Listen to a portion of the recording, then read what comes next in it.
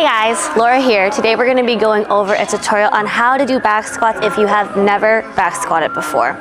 So we're going to be going over how to find good form for your individual body. We're going to learn how to set up the squat rack so you're able to start executing your squat sets with the correct equipment. And then we're going to talk about how to walk out your squats and execute your sets. Okay, so first we're going to go over how to figure out the best form for your individual body. You've probably heard squat cues before, like keep your weight in your heels, don't let your knees go past your toes, and squat with an upright torso. But the reality is that those form cues don't necessarily work for all of us. So if I was to try to squat with those cues, I would end up looking like this. So my weight's in my heels, I'm not going to let my knees go past my toes, and I'm staying perfectly upright. That's really difficult for how I'm built to squat like that. So I can't really, it's really hard for me to stay upright here, and I'm having difficulty getting low enough without letting my knees go forward. So if I'm to squat with form that works well for my body type, it looks more like this. As you can see, I'm leaning forward, I'm letting those knees push forward. And you can see my heels shift off the ground a little bit just because I'm tight in my ankles. So to solve that, I wear a squat shoe with the heel elevated a little bit. So that just goes to show like not all squat cues work for everybody. So how to find your individual form is I try to go with some general rules of thumb. So rather than weight in your heels, I think of weight in the middle of my foot.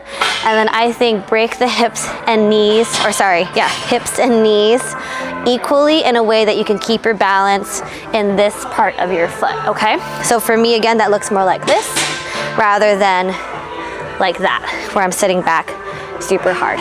Another general rule of thumb I use is just to keep a neutral spine. So as long as I'm just not rounding aggressively or extending aggressively in my squat, then I'm solid. Just keeping the rib cage closed down over my hips. Okay, so now I have my good friend Jaden here to help me out. I have a shorter torso, longer femur, and a shorter tibia. Jaden has a longer torso and shorter femurs. So our squats are going to look very different. So Jaden, go ahead and do a couple here. Face this way, and then go ahead and do a couple squats. So as you can see, Jaden can stay very upright in his torso. As he squats, his knees push forward over his toes because he's got good ankle mobility, so he doesn't have to make a ton of adjustments to his torso angle as he squats, versus if I'm to squat body weight like Jaden is, because I have limited ankle mobility and a longer femur, short torso, I have to lean forward a lot harder than Jaden does.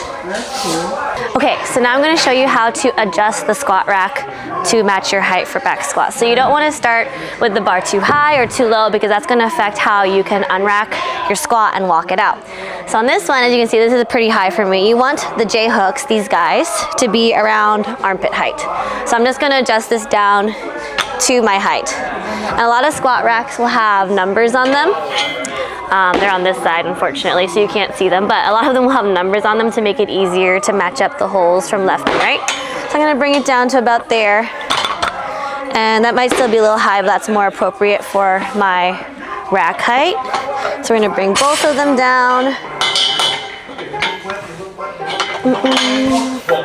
Okay, so once you get your correct rack height, you can measure by checking this relative to your shoulders. So for me, again, this might be a tad high for if I wanted to squat with the bar lower my back, but for squatting a high bar squat with it right behind my traps, this will work out great. Okay, so once you get your rack height correct, then you're gonna go ahead and we're gonna put the bar on your back. So we're gonna come in and we're gonna duck our head under, rest it on our shoulders, not up on our neck. And you wanna be coming in from the back, not from the front, because if I come in right here, I'm not gonna be able to see if I'm even. So always come in here, hands on the bar first, and then duck your head under, rest it on the shoulders. Again, it's gonna feel down on your shoulders, not up too high. So if it hurts the bones on your neck, you're doing it wrong. So set it down nice and low on the shoulder, and then you're gonna put your feet right under, stand straight up. And then we're gonna minimize how many steps we walk back with. We're gonna walk back with just 3 steps. You're gonna take 1 foot, 1 step, 2, and then the third really just to get your feet even. That way you're minimizing how much energy you use getting the bar out the rack, and you're able just to get out more efficiently. You're not walking back 5 steps and then having to step forward, so.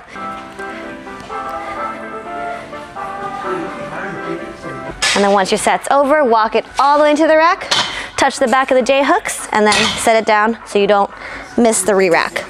So that's typically how I coach someone through back squatting if it's their first time squatting. Make sure you like, comment, and subscribe for more tips, and I'll see you in the next video. Goodbye!